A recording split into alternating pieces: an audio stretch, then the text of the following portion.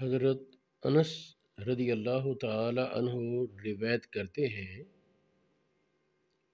میں نبی کریم علیہ السلام کے ساتھ چل رہا تھا تو ایک دیہاتی آپ کے در پہ ہوا اور آپ کے چادر کو اس زور سے کھینچا کہ چادر کی سخت کنارے کی وجہ سے نبی پاک علیہ السلام کے جسم مقدس پر نشان پڑ گئے۔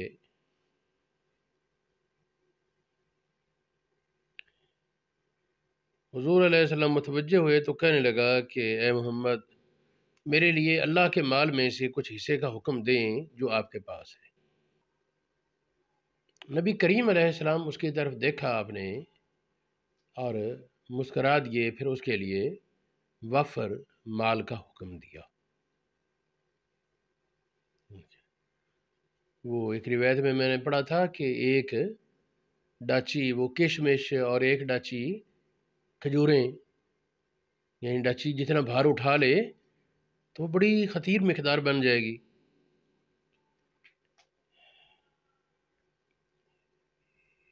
اس روایت کے بیان کرنے میں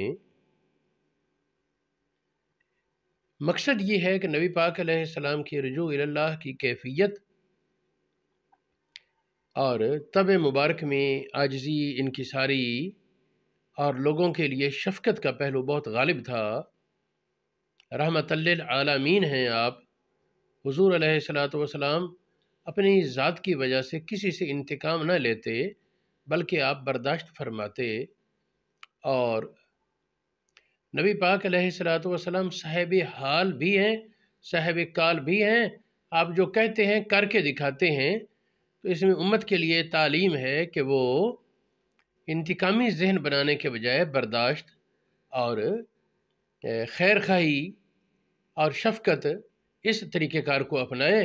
تو اس میں قرآن پاک نے جس طرح فرمایا نا کہ ایسے طریقے سے ٹال جو اچھا ہے، نتیجہ یہ ہوگا کہ دشمن بھی دوست بن جاتے ہیں۔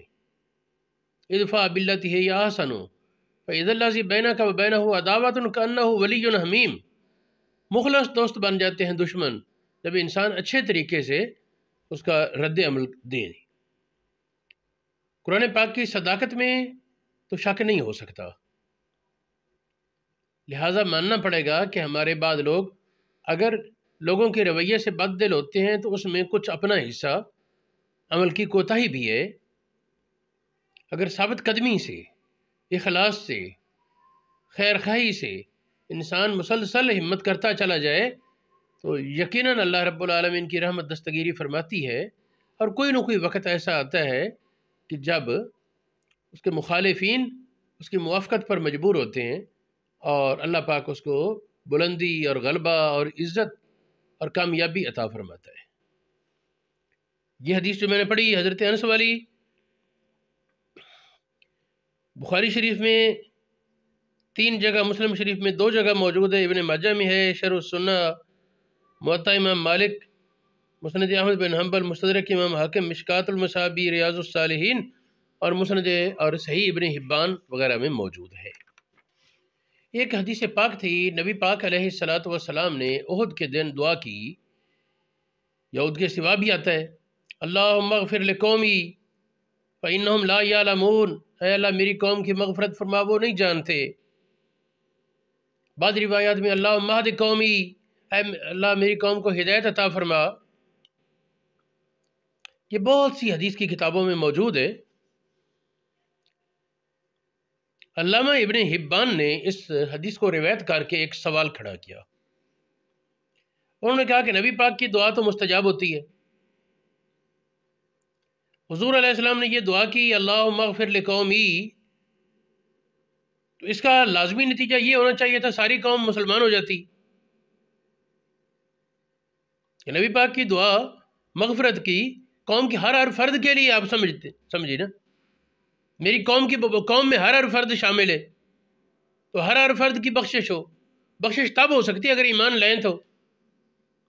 یہ علامہ ابن حبان نے سوال قائم کیا، پھر غور و خوض کے بعد اس کا جواب یہ پیش کیا کہ میری سمجھ کے مطابق اس کا جواب یوں بنتا ہے، ابن حبان کہتے ہیں کہ یہاں مغفرت سے مراد مجھ کو اذیت دینے کا گناہ جو ہے، اس گناہ کی مغفرت.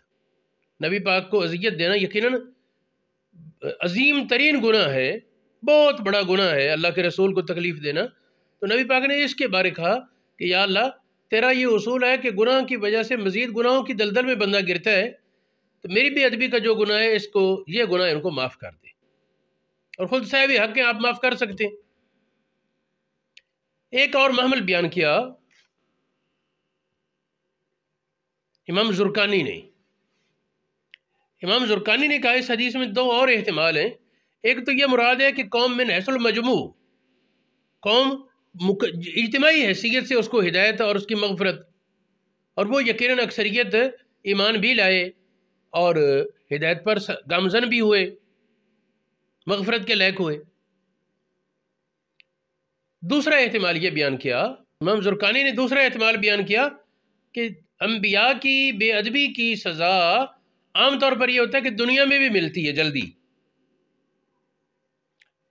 تو امام زرقانی کہتے ہیں کہ میری نظر میں اس حدیث کا احتمال یہ ہے کہ نبی پاک کی یہ دعا کرنا کہ یا اللہ ان کو گرفت فوراً نہ فرما، یہ جانتے نہیں، ان کو موقع عطا فرما.